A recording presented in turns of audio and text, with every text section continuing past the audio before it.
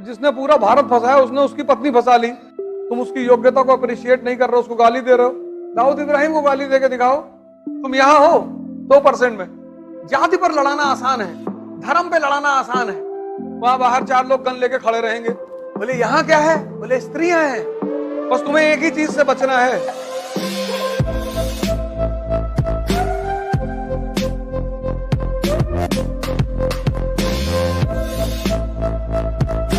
धर्म युद्ध, holy war, किसके किसके बीच में?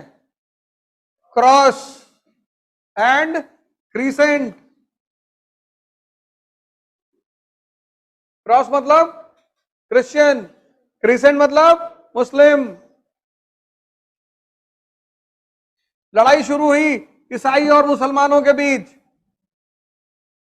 अब 2 तरह की लड़ाइयां होती हैं, एक राजा वर्ग की लड़ाई, एक सैनिक वर्ग की लड़ाई। इसी को मैं कहता हूं कि दुनिया में 2 तरह के लोग हमेशा रहेंगे, एक शाही वर्ग एरिस्टोक्रेसी, एक आम आदमी। लड़ेगा दोनों, लेकिन दोनों के लड़ने का अप्रोच अलग है। अब ये ईसाई और मुसलमान राजा किस लिए लड़ रहे थे? सिल्क रूट के लिए। क्योंकि जिसका सिल्क रूट पर कब्जा, उसका पश्चिम और पूरब के व्यापार पर कब्जा। यस और नो? और जिसका पश्चिम और पूरब के व्यापार पर कब्जा, वो आर्थिक शक्ति, इकोनॉमिक पावर, और जो आर्थिक शक्ति वो पॉलिटिकल शक्ति। चाइना आज आर्थिक शक्ति है ना, तो राजनीतिक शक्ति भी है। लेकिन ये सैनिक, अब इनसे अगर तुम कहते कि सड़क के लिए लड़ रहे हैं, ये दुखी हो जाते कि सड़क के लिए मर जाएं। तो जब भी तुम्हें किसी की जान लेनी होती है तो उसको कोई बड़ी वजह देनी पड़ती है कि तुम छोटी मोटी लड़ाई नहीं लड़ रहे। बोले फिर? बोले धर्म की लड़ाई लड़ रहे हो, तुम अल्लाह के लिए लड़ रहे हो, भगवान के लिए, गॉड के लिए। बोला अच्छा, इनके लिए अगर हम लड़ रहे हैं तो क्या मिलेगा? बोले जन्नत मिलेगी। तो मुसलमान सैनिकों को जन्नत और ईसाई सैनिकों को हेवन। और गलती से अगर हिंदू सैनिक पहुंच गए तो स्वर्ग।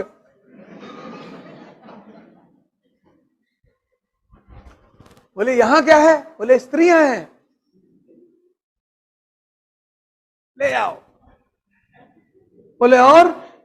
बोले और शराब, दरिया बहते हैं शराब, बाल्टी में भर के निकाल। अरे बोले सरकार मार डालो सरकार, अगर यही बात है, अगर ये बात है तो मार डालो फिर।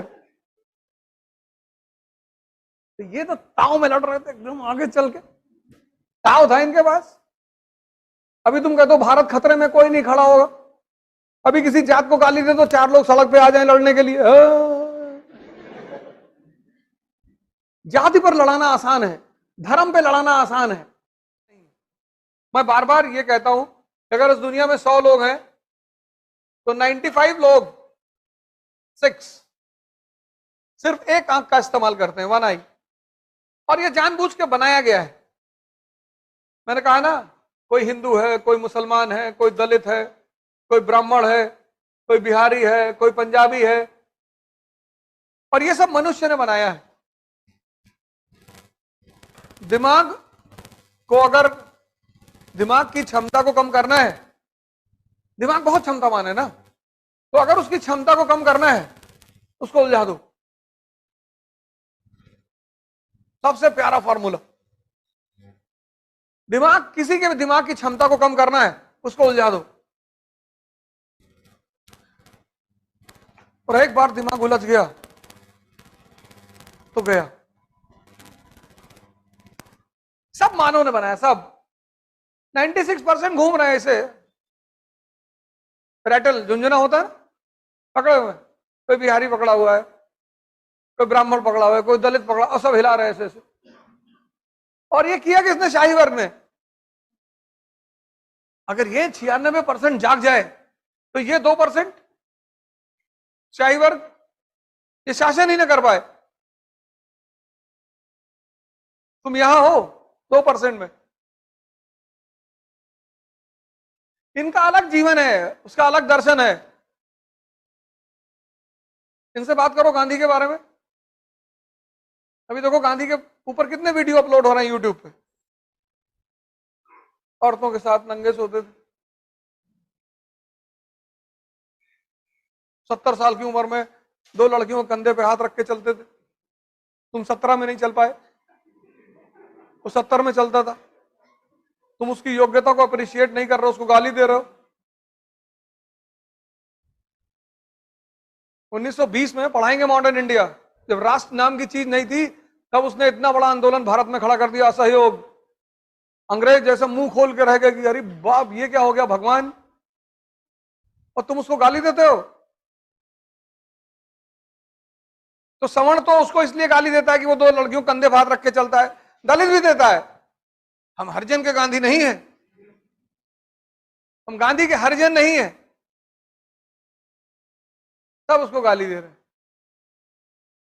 दाऊद इब्राहिम को गाली देके दिखाओ। हम तो बोलते हैं यूट्यूब पे, किसी की अम्मा ने दूध पिलाया तो दाऊद इब्राहिम को गाली देके दिखाए, उसके घर जाएंगे पैर छू कर आएंगे उसका। कराची से गोली चलेगी, लाहौर वाहौर ऐसे दिल्ली उल्ली होते हुए तब घुसेगी दिमाग में।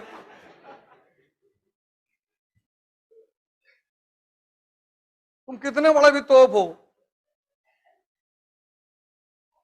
जैसे पहले शब्द भेदी बाण होते थे ना, ऐसे शब्द भेदी गोली चलेगी।